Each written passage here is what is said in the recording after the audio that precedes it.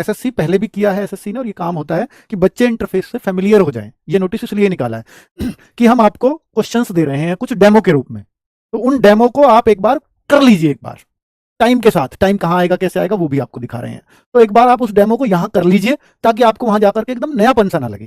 तो ssc.gov.in की site पर जाएंगे उसको खोलने के लिए। तो एसएससी मैं बता रहा हूँ कैसे आप वो डेमो चेक कर सकते हो, करके जाना चाहिए हर बच्चे को, और क्या क्या चेंजेस है वो भी दिखा रहा हूँ।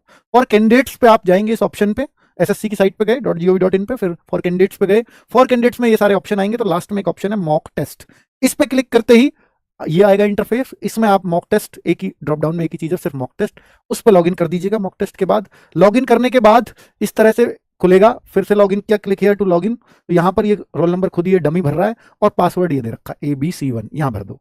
लॉगिन करते ही ये लिखा आएगा कंटिन्यू कर दीजिए। ये कंटिन्यू, ये वो है हैंड राइटिंग प्रोसेस जो आपको एग्जाम में आपसे हाथ से लिखवाया जाता है कि हाँ ठीक है आप ये, ताकि आपको पहचाना जा सके बाद में जरूरत पड़ी तो भाई फिर यहाँ पर सेलेक्ट लैंग्वेज कि आप किस आप अपने पेपर को हिंदी में करना चाहते हैं, इंग्लिश में करना चाहते हैं, वो यहाँ पर लैंग्वेज सेलेक्ट कर सकते हो, हिंदी या इंग्लिश।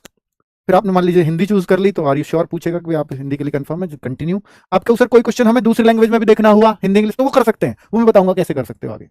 ठीक है, अभी आप देखो जनरल इंग्लिश 30 क्वेश्चन इसमें बता रखा है, तो ऐसे ही आपका सीजीएल में यहाँ 25-25-25 लिखा हुआ आ जाएगा। ये यहाँ पे अपने डेमो के लिए बता रहा है कि ऐसे टाइम आएगा आपका दिया हुआ, ऐसे क्वेश्चंस लेके आएंगे। फिर यहाँ इंस्ट्रक्शंस होंगे, इनको भी आप पढ़ सकते हो कि क्या क्या है। इंस्ट्रक्शंस लिखे हुए हैं, वो सारे इंस्ट्रक्शंस मैं आपको बता ही रहा हूँ।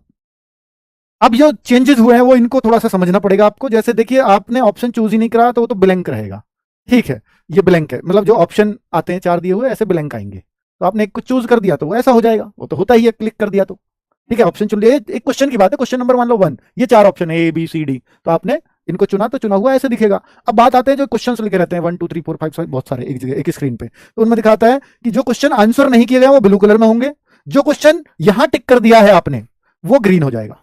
वो यहाँ पे 1 to 100 मान लो 100 क्वेश्चन है तो ऐसे बॉक्स बने हुए थे 1 2 3 4 5 100, तो आपने वो क्या हो जाएगा, यहाँ पर जो टिक कर दिया वो ग्रीन हो जाएगा, बाकी सब ब्लू होंगे। वो दिखा रहा है ब्लू जो चूज नहीं किए गए हैं, यानी जिनमें कोई आंसर ही नहीं किया गया है।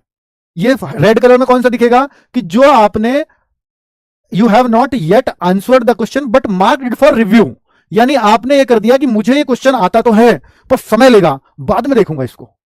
भाई आपको आता है, समय लेगा, बाद में देखूंगा। जो पहले ऑफलाइन पेपर आता था उसको गोल करते थे कि बाद में देखेंगे, समय लेगा ये, तो उसको आप रिव्यू ये कर सकते हो, रेड कलर पे वो आ जाएगा, मार्क फॉर रिव्यू दबा सकते हो, वो वही ऑप्शन आएगा मार्क फॉर रिव्यू वाला।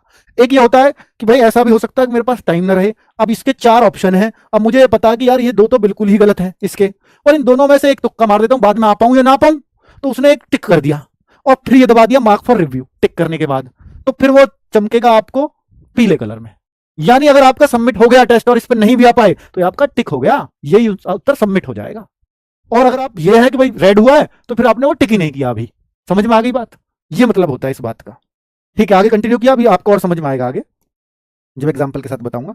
देखो ये है पेपर, ये क्वेश्चन है आपके सामने, यहाँ टाइम चलता रहेगा, टाइम लेफ्ट कितना टाइम बचा है काउंटडाउन चलेगा, ठीक है। तो ये यहाँ पे ये आता रहता है कि आपने सेक्शन में जैसे 30 क्वेश्चन है तो 30 क्वेश्चनों में से आपने आंसर कितने कर दिए, नॉट आंसर्ड कितने हैं, यहाँ एक काउंटिंग आती रहेगी। जो मैं कह रहा था जिसका उत्तर नहीं दिया, जैसे पार्ट ए पहले क्या आते थे, ये स्क्रीन इधर होती थी एसएससी वाले TCS वाले फॉर्मेट में, ये इधर आता था, और part A part B part C part D पिछले वाले ऑनलाइन में ये फॉर्मेटिंग थी। अब ये ऐसे आएगा एक तरफ स्क्रीन पे, पार्ट ए कर रहे हैं। अब ये पहला क्वेश्चन है, आपने जैसे इसको यहाँ टिक किया, कभी बेंगलुरु है तो फिर बेंगलुरु क्या होगा, ये ग्रीन हो जाएगा, ये ग्रीन कलर में कि आपने टिक कर दिया अपनी तरफ से सही मान के, ग्रीन सिग्नल है इस पे। अब आपने ये मान लीजिए इसको एक दबाया कि भाई मैं इसको जो है ना, मैं इसमें ये दोनों तो बिल्कुल नहीं है, इन दोनों में से कोई सा हो सकता है, तो मैंने ये टिक कर दिया कि यार सबमिट भी हो जाएगा तो ये हो जाए, और मार्क्ड फॉर रिव्यू। तो 2 तरह के होते हैं, एक तो एक टिक ही नहीं किया बाद में देखूंगा आके, तो वो तो ये है कि मार्क फॉर रिव्यू टिक नहीं किया पर ये रेड आ जाएगा, फिर यहां पर रेड कलर में आ जाएगा। और अगर टिक कर दिया और मार्क्ड फॉर रिव्यू के बाद में बदल भी सकता हूं आकर के, तो एक पहचान रहेगी, तो यहां पे फिर क्या आ जाएगा आपका, वो जो भी दिखाया था येलो कलर आ जाएगा, फिर ये येलो में होगा। अगर आपने इस पर दोबारा आने का समय नहीं मिला तो फिर ये सही उत्तर में सबमिट मान लिया जाएगा।